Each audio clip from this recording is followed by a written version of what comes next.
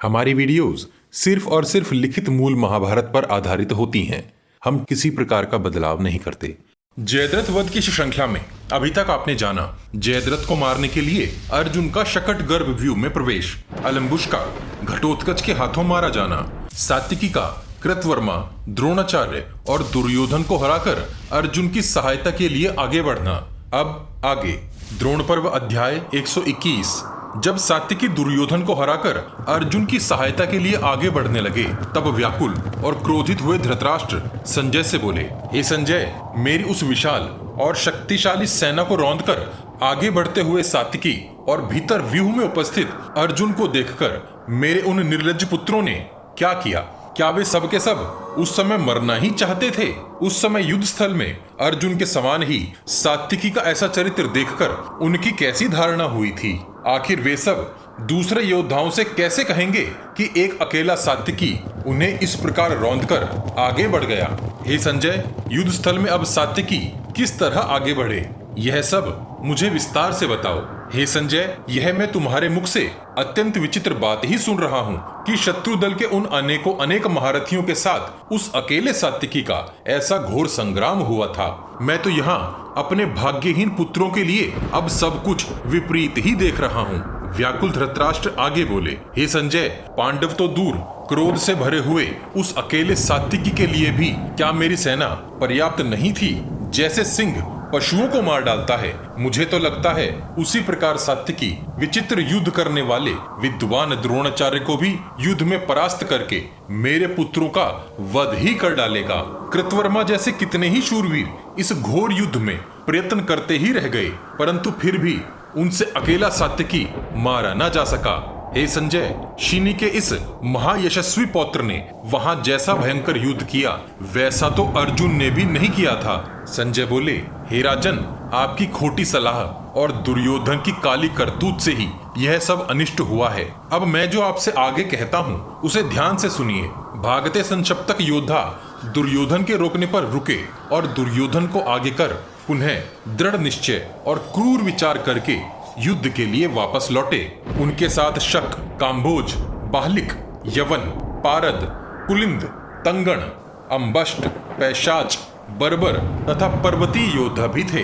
हे राजन, पर्वतीय योद्धा हाथों में पत्थर लिए तथा 500 शूरवीर रथी सुसज्जित हो सात्विकी पर चढ़ाए। पीछे की पंक्ति में अन्य 1000 रथी, 1 सहस्त्र हाथी तथा 2 सहस्त्र घुड़सवारों के साथ बहुत से महारथी और असंख्य पैदल सैनिक सात्विकी पर नाना प्रकार के बाणों की वर्षा करते हुए टूट पड़े।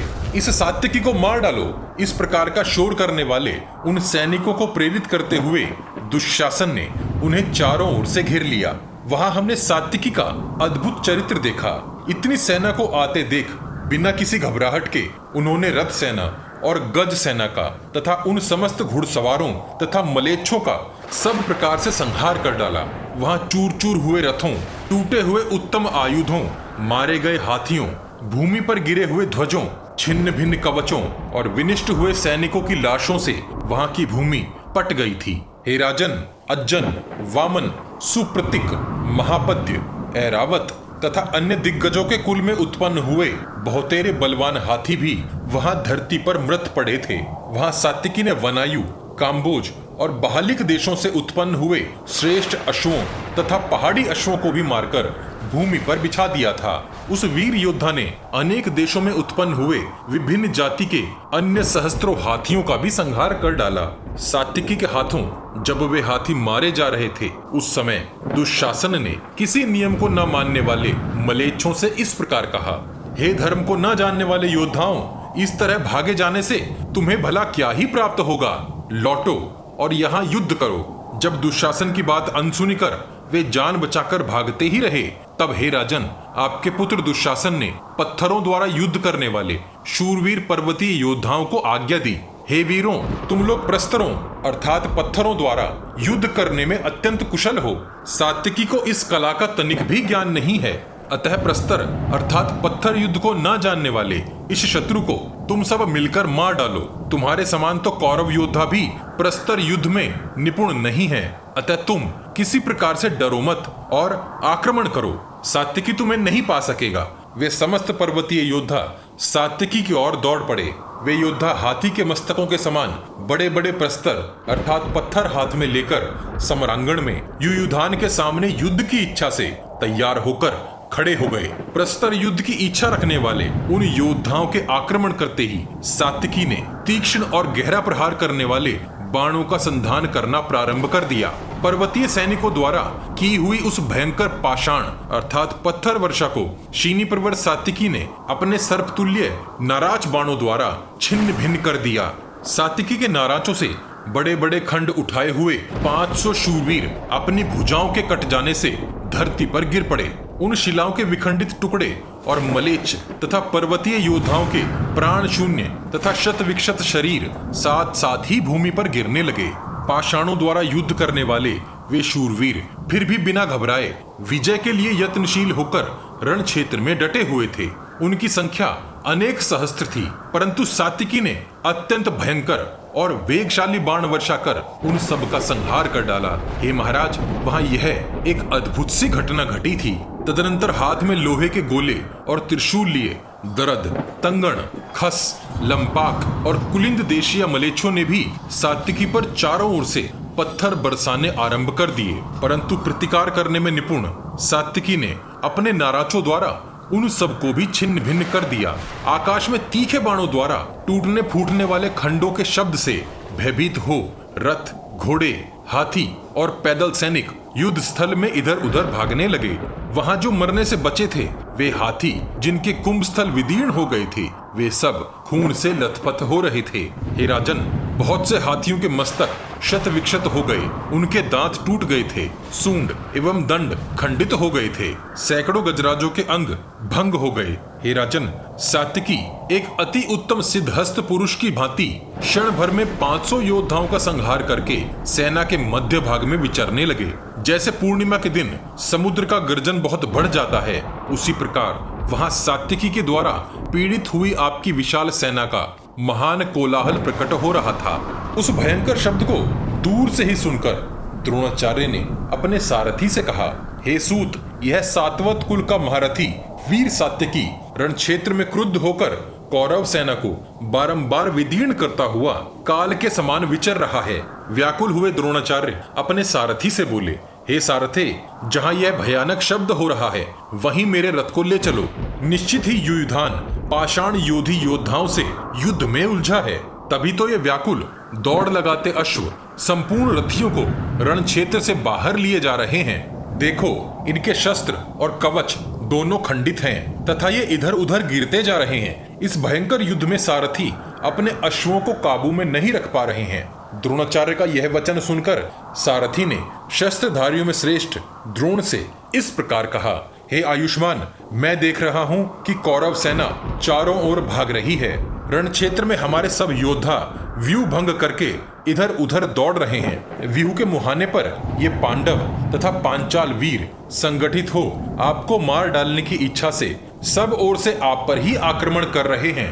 हे शत्रुनंदन, इस समय जो निश्चित कर्तव्य हो आप उस पर ध्यान दीजिए। यहाँ ठहरना उचित है या अन्यत्र जाना, आप ही निर्णय कर मुझे आज्ञा दीजिए। सात्विकी तो बहुत दूर निकल गए हैं। संजय बोले, हे राजन, जब द्रोणाचार्य का सारथी इस प्रकार बोल ही रहा था, उसी समय सात्विकी बहुतेरे रथियों का संहार करते दिखाई पड़े। युयुधान से मार खाते हुए आपके सैनिक उस रणस्थल को त्याग कर द्रोणाचार्य की सेना की ओर भाग गए। दुशासन जिन रथियों के साथ सात्विकी से युद्ध करने लौटा था, वे सब के सब भयभीत होकर आश्रय की तलाश में द्रोणाचार्य के रथ की ओर भागने लगे। द्रोण पर्व अध्याय 122। संजय बोले, हे राजन, जब सात्विकी से मार खाकर सब योद्धा इधर उधर जान बचाने के लिए भागने लगे, तब दुशासन के रथ को अपने समीप खड़ा हुआ देख द्रोणाचार्य उससे इस प्रकार बोले, हे दुशासन, ये सारे रथी कहाँ भागे आ रहे हैं? राजा दुर्योधन सकुशल तो हैं? क्या सिंधुराज जयद्रथ अभी जीवित हैं? तुम तो एक वीर राजपुत्र हो, फिर इस तरह युद्ध स्थल में किस लिए भागे जाते हो? हे दुशासन, याद है तुमने द्रौपदी से कहा था, अरे तू जुए में जीती हुई एक दासी है, अतः हमारी इच्छा के अनुसार आचरण करने वाली हो जा। मेरे बड़े भ्राता दुर्योधन की वस्त्र वाहिका बन जा। अब तो तेरे ये पांचों पति थोथे तिलों के समान हो गए हैं। हे दुशासन, पूर्व काल में ऐसी बातें कहकर अब तुम युद्ध से भाग क्यों रहे हो? क्रोधित हुए द्रोणाचार्य दुशासन से बोले, क्या तुम जुए में पासे उठाते समय यह नहीं जानते थे कि यही पासे एक दिन भयंकर विषधर सर्पों के समान विनाशकारी बाण बनकर तुम्हें ही डस लेंगे? पांडुपुत्र युधिष्ठिर को जो अप्रिय वचन तुमने सुनाए थे और उस देवी द्रौपदी के वस्त्र हरण कर तुमने उसे जो घोर कष्ट पहुंचाया था, उन सब की जड़ तुम ही थे। अब कहाँ गया तुम्हारा वह दर्प और अभिमान? अब कहाँ है तुम्हारा पराक्रम और कहाँ गई तुम्हारी वह राजसभा वाली गर्जना? अब इस प्रकार उन विषैले सर्पों के समान कुंती कुमारों से भयभीत होकर कहाँ भागे जा रहे हो? यह संपूर्ण कौरव सेना, संपूर्ण राज्य और इसका राजा दुर्योधन, ये सभी भयंकर विपदा में उलझ गए हैं। तुम राजा के भाई होकर भी आज युद्ध में इस प्रकार पीठ दिखाकर भाग रहे हो। हे वीर, तुम्हें तो अपने बाहुबल का आश्रय लेकर इस भागती हुई और भयग्रस्त सेना की रक्षा करनी चाहिए, परंतु तुम तो स्वयं ही युद्ध छोड़कर भयभीत हो शत्रुओं का हर्ष बढ़ा रहे हो। तुम तो अपनी सेना के सेनापति हो। तुम्हारे ही भाग जाने पर भला दूसरा कौन युद्ध भूमि में ठहर सकेगा? जब आश्रयदाता ही भयग्रस्त हो जाए तब दूसरा भला क्यों न भयभीत होगा? उस अकेले सात्विकी के साथ युद्ध करते समय जब आज तुम्हारी बुद्धि इस युद्ध से पलायन करने में ही प्रवृत्त हो गई और तुमने शत्रु का सामना करने के स्थान पर भागने का विचार कर लिया, तब जिस समय तुम गांडीवधारी अर्जुन, भीमसेन अथवा नकुल सहदेव को युद्ध स्थल में देखोगे, उस समय तुम क्या ही कर सकोगे दुशासन? इस रण में तो अर्जुन के बाण सूर्य और अग्नि के समान घोर तेजस्वी हैं। उनके समान सात्विकी के बाण नहीं हैं, जिनसे इस प्रकार भयभीत होकर तुम भागे जा रहे हो। संजय बोले, हे राजन, क्रोध से भरे द्रोणाचार्य उल्हाना देते हुए बोले, हे वीर दुशासन, यहाँ से जल्दी जाओ और अपनी माता देवी गांधारी के गर्भ में जाकर आश्रय लो, अन्यथा इस संपूर्ण धरा पर दूसरा कोई ऐसा स्थान नहीं है जहाँ भाग जाने पर भी मुझे तुम्हारे जीवन की रक्षा दिखाई देती हो। अब यदि तुमने भागने का ही विचार कर लिया है, तब यह राज्य शांतिपूर्वक ही धर्मराज युधिष्ठिर को सौंप दो। अरे दुशासन, केंचुली छोड़कर निकले नवीन हुए सर्पों के समान अर्जुन के बाण जब तक तेरे शरीर में नहीं घुस रहे हैं, उससे पहले ही तुम पांडवों के साथ संधि कर लो। रे दुशासन, ये कुंती कुमार जब तक तुम्हारे समस्त 100 भाइयों को रण क्षेत्र में मारकर ये सारी पृथ्वी तुमसे छीन नहीं लेते हैं, उससे पहले ही तुम पांडवों के साथ संधि कर लो। हे दुशासन, जब तक धर्मपुत्र राजा युधिष्ठिर तथा इस युद्ध की प्रशंसा और संचालन करने वाले श्री कृष्ण क्रोध नहीं करते हैं और जब तक महाबाहु भीमसेन विशाल कौरव सेना में घुसकर तुम्हारे समस्त भाइयों को दबोच नहीं लेता, उससे पहले ही तुम इन पांडवों के साथ संधि कर लो। तुम्हें ज्ञात है कि पूर्व काल में भीष्म जी ने तुम्हारे भाई दुर्योधन से यह कहा था कि ये समस्त पांडव युद्ध में अजेय हैं, तुम उनके साथ संधि कर लो, इसी में तुम सबका हित है। परंतु तुम्हारे उस मूर्ख भ्राता ने वह हितकारी कर्म नहीं किया, अतः अब तुम रण क्षेत्र में धैर्य धारण करके प्रयत्न पूर्वक पांडवों के साथ युद्ध करो। तुम्हारे लिए अब बस यही कर्म शेष बचा है। द्रोणाचार्य आगे बोले, मैंने सुना है भीमसेन तुम्हारा ही रक्त पिएगा। भीमसेन की वह प्रतिज्ञा कदापि झूठी नहीं है, वह अवश्य सत्य होगी। अरे ओ मूर्ख, क्या तुम भीमसेन के बल को नहीं जानते जो तुमने उनके साथ वैर ठान लिया और अब तुम इस प्रकार युद्ध से भागे जा रहे हो? हे भरत नंदन, अब तू अति शीघ्रता से इसी रथ के द्वारा जहां सात्विकी युद्ध कर रहे हैं वहां जाओ। तुम्हारे वहां न रहने से तुम्हारी सारी सेना भाग जाएगी। अपने लाभ के लिए रण क्षेत्र में उस परम पराक्रमी सात्विकी के साथ युद्ध करो। संजय बोले, हे राजन, द्रोणाचार्य के इस प्रकार कठोर वचन कहने पर आपका पुत्र दुशासन कुछ भी नहीं बोला। वह उनकी बातों को अब भी अनसुनी सी करके पुनः सात्विकी से युद्ध करने के लिए चल पड़ा। सात्विकी के समीप पहुंचकर उसने पुनः मलेच्छों के साथ मिलकर प्रयत्न पूर्वक युद्ध आरंभ कर दिया। इधर व्यूह के मुहाने पर द्रोणाचार्य क्रोध में भरकर मध्यम वेग से पांचालों और पांडवों से युद्ध करने लगे। वे पांडवों की विशाल सेना में प्रवेश करके उनके सहस्त्रों सैनिकों को मारकर भगाने लगे। हे महाराज द्रोण, जब सब दिशाओं में घूमकर पांडवों की समस्त सेनाओं को पराजित करते हुए विचर रहे थे, तब द्रोणाचार्य का सामना करने के लिए तेजस्वी पांचाल कुमार एवं दृष्टद्युम्न का भ्राता वीर केतु आया।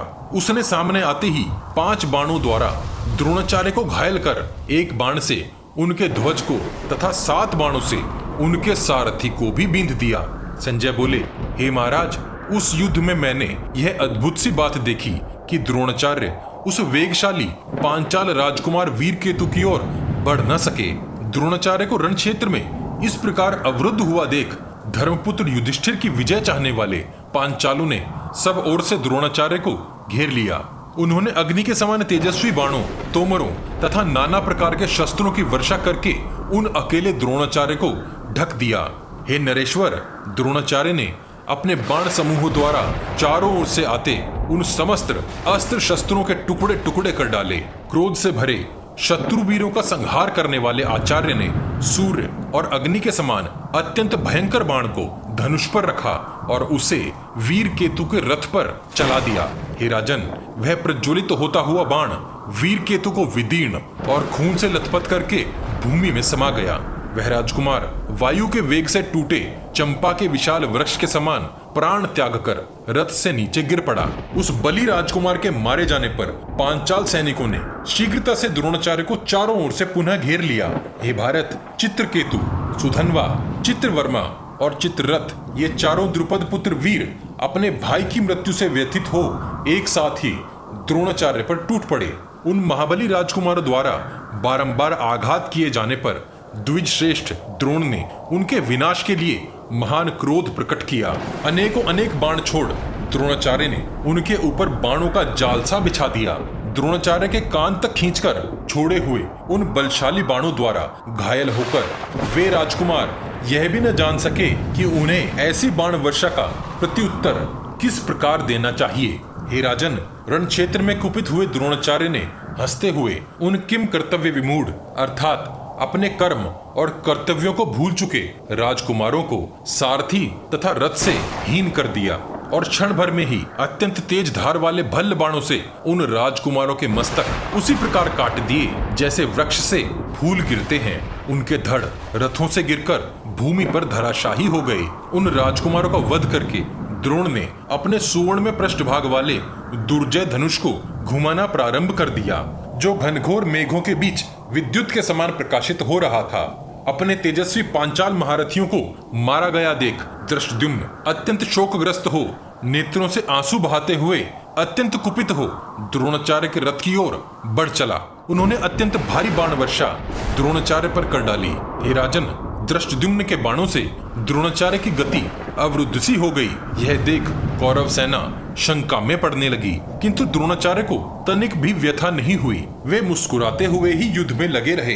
तत्पश्चात धृष्टद्युम्न ने क्रोध से भरकर 90 बाणों द्वारा द्रोणाचार्य की छाती पर प्रहार किया। बलवान वीर धृष्टद्युम्न के उस भयंकर और बलशाली प्रहार से महायशस्वी द्रोणाचार्य रथ के पिछले भाग में बैठ गए और मूर्छित से हो गए। उनको उस अवस्था में देखकर बल और पराक्रम से संपन्न धृष्टद्युम्न ने धनुष रख दिया और तुरंत ही तलवार हाथ में ले ली। महारथी धृष्टद्युम्न शीघ्र ही अपने रथ से कूदकर द्रोणाचार्य के रथ पर जा चढ़े। हे महाराज, वे घनघोर क्रोध में लाल आंखें करके द्रोणाचार्य के सर को धड़ से अलग कर देने की अभिलाषा लिए वहां जा पहुंचे थे, परंतु उसी क्षण द्रोणाचार्य होश में आ गए और उन्होंने अपने को मार डालने की इच्छा लिए धृष्टद्युम्न को अत्यंत निकट पाया। अत्यंत फुर्ती से द्रोणाचार्य ने महान टंकार करने वाले अपने धनुष को हाथ में लेकर निकट से भेदने वाले बाणों द्वारा धृष्टद्युम्न पर आघात किया। निकट से युद्ध करने में भी कुशल द्रोणाचार्य के पास उन्हीं के बनाए हुए अत्यंत छोटे आकार के वैतस्तिक नामक बाण थे, जिनके द्वारा उन्होंने धृष्टद्युम्न को शत विक्षत कर दिया। महाबली और पराक्रमी धृष्टद्युम्न उन बहुसंख्यक बाणों द्वारा घायल होकर और अपने कर्म में विघ्न पड़ता देख द्रोणाचार्य के रथ से कूद पड़े और पुनः शीघ्रता से अपने रथ पर आरूढ़ हो गए। महाबली धृष्टद्युम्न अपना धनुष हाथ में लेकर समरांगण में द्रोणाचार्य पर बाण बरसाने लगे। हे महाराज, द्रोणाचार्य ने भी अपने बलशाली बाणों द्वारा द्रुपद पुत्र को घायल कर दिया। जिस प्रकार त्रिलोक की इच्छा रखने वाले इंद्र और प्रहलाद में भयंकर युद्ध हुआ था, उसी प्रकार वहां द्रोणाचार्य और धृष्टद्युम्न में अत्यंत अद्भुत युद्ध होने लगा। वे दोनों ही युद्ध की गूढ़ विद्या के ज्ञाता थे, अतः विचित्र मंडल, यमक तथा अन्य प्रकार की युद्ध विद्याओं का प्रदर्शन करते हुए एक दूसरे को बाणों से क्षत विक्षत करने लगे और युद्ध स्थल में उपस्थित संपूर्ण योद्धाओं के मन मोहने लगे। हे महाराज, वे दोनों महामनस्वी वीर अपने बाणों द्वारा आकाश, दिशाओं तथा पृथ्वी को आच्छादित करने लगे। दोनों ओर के सैनिकों ने उन दोनों के युद्ध की भूरी भूरी प्रशंसा की। हे राजन, पांचाल योद्धा तो यह कहकर कोलाहल करने लगे कि द्रोणाचार्य आज अवश्य ही हमारे अधीन हो जाएंगे। बस उसी क्षण द्रोण ने युद्ध में अति शीघ्रता से वेगवान बाणों द्वारा धृष्टद्युम्न के सारथी का सर काटकर वृक्ष के पके हुए फल के समान धड़ से नीचे गिरा दिया। हे राजन, फिर तो वहां धृष्टद्युम्न के अश्व आपे से बाहर हो गए और अपनी दिशा खो युद्ध से बाहर भागने लगे। उनके भागते ही पराक्रमी द्रोणाचार्य रणभूमि में सब ओर विचर कर पांडवों की सेना का संहार करने लगे। इस प्रकार शत्रुओं का दमन और उन्हें पराजित करके द्रोणाचार्य पुनः अपने व्यूह में आकर खड़े हो गए। हे राजन, उस समय पांडव सैनिक युद्ध में उन्हें चाहकर भी जीतने का साहस न कर सके। द्रोण पर्व का 122वां अध्याय यहीं समाप्त होता है। अगले भाग में जानेंगे कि तब क्या हुआ जब दुशासन और सात्विकी का युद्ध हुआ तथा दुर्योधन किस प्रकार अर्जुन और सात्विकी को छोड़ पांडवों से एक आश्चर्यजनक युद्ध में जा उलझा। इस विशाल ग्रंथ महाभारत को शीघ्रता से समेटने के लिए हम ग्राफिक्स के साथ पॉडकास्ट का सहारा भी ले रहे हैं, ताकि आप तक कुछ जल्दी से महाभारत का सही रूप पहुंचाया जा सके। आपको हमारा प्रयास कैसा लग रहा है? कृपया कमेंट बॉक्स में कमेंट करके हमें जरूर बताइए। जयद्रथ वध की श्रृंखला के पिछले सभी भाग आपको हमारे चैनल के पेज पर और इस वीडियो के डिस्क्रिप्शन बॉक्स में भी मिल जाएंगे। हम हर सीरीज की एक प्लेलिस्ट भी बनाते हैं। उम्मीद है आप हमारी वीडियोस अपने उन दोस्तों को शेयर जरूर करते होंगे जो महाभारत का सही रूप समझना और जानना चाहते हैं। आपके हर शेयर से हमारा मनोबल बढ़ता है। अपने प्रियजनों तक यह ज्ञान पहुंचाने के लिए वॉच गॉड चैनल को सब्सक्राइब और शेयर करना मत भूलिए। सब्सक्राइब बटन के बगल में बनी छोटी सी घंटी भी बजा दीजिए। जय श्री कृष्ण। हर हर महादेव।